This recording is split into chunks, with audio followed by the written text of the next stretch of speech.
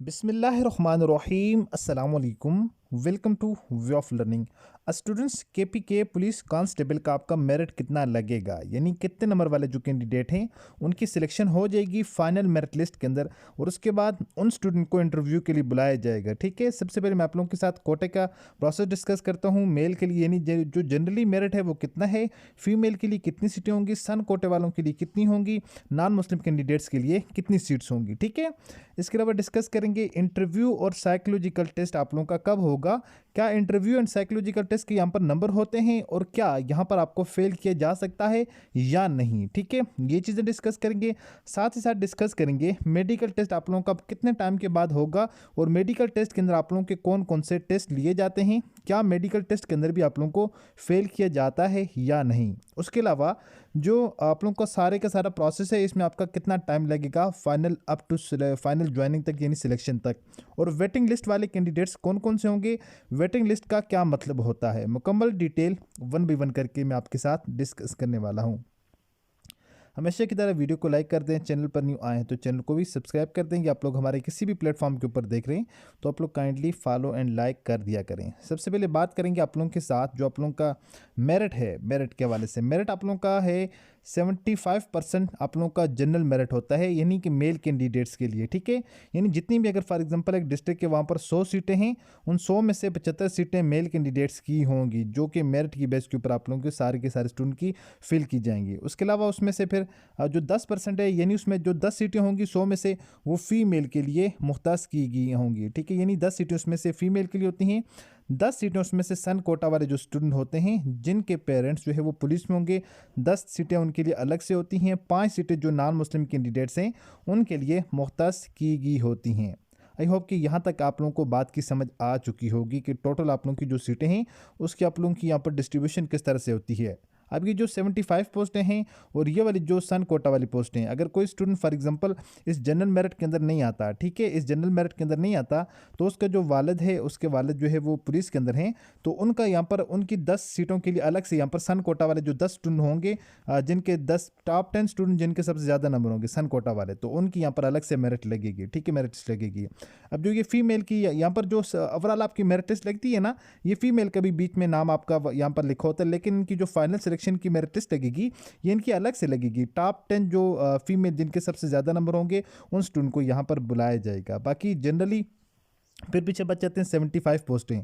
अब यहाँ पर ये क्या प्रोसेस होता है मेरिट का। फॉर एग्जांपल एक डिस्ट्रिक्ट के, अब आप लोगों ने बात को ज़रा गौर से सुनना है। ठीक है, एक डिस्ट्रिक्ट के वहाँ पर टोटल कितनी सीटें हैं जी, 40 फॉर एग्जांपल 50 सीटें हम कर लेते हैं, 50 सीटें, जिस तरह डिस्ट्रिक्ट मानसरा के अंदर कंसिडर कर लें।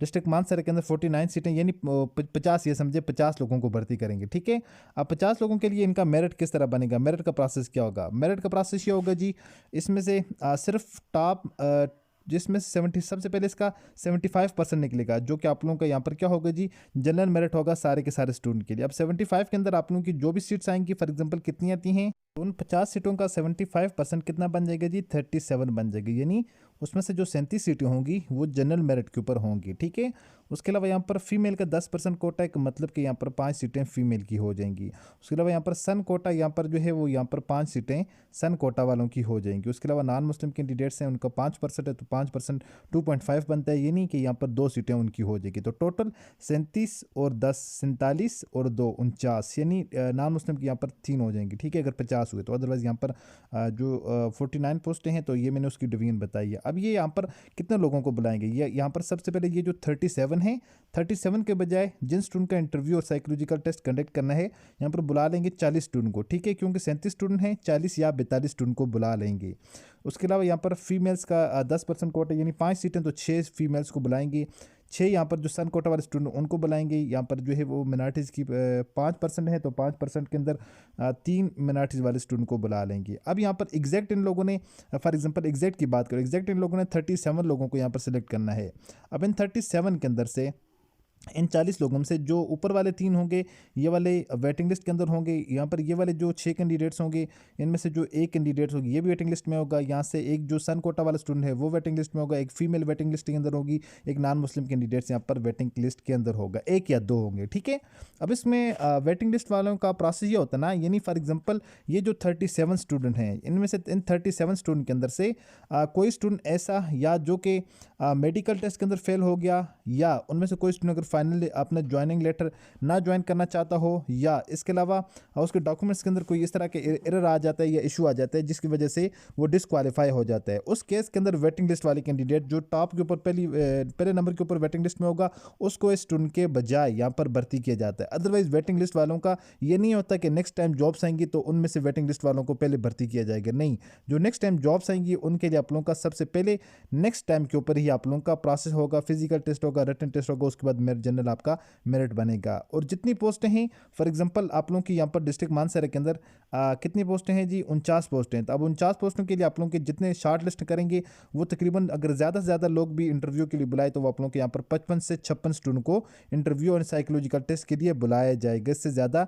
ओवरऑल स्टूडेंट को नहीं बुलाया जाएगा। यहाँ पर अभी यानी जिन स्टूडेंट के यहाँ पर नाम आ चुके हैं वो ये समझें कि उनकी सिलेक्शन यहाँ पर कन्फर्म है। अब नेक्स्ट प्रोसेस आप लोगों का रह जाता है इंटरव्यू का एंड साइकोलॉजिकल टेस्ट का। इंटरव्यू के अंदर तो यहाँ पर जो है वो बेसिक पूछगछ करते हैं, यानी कि बस जो है वो बेसिक पूछगछ करते हैं, आप कहाँ पर रहते हैं, आपका नाम क्या है, ठीक है, आप आजकल करंट आपकी जॉब क्या क्या कर रहे हैं, आपके पेरेंट क्या करते हैं, जनरली ये चीज़ें पूछगछ करते हैं क्योंकि यहाँ पर इंटरव्यू के कोई मार्क्स नहीं है।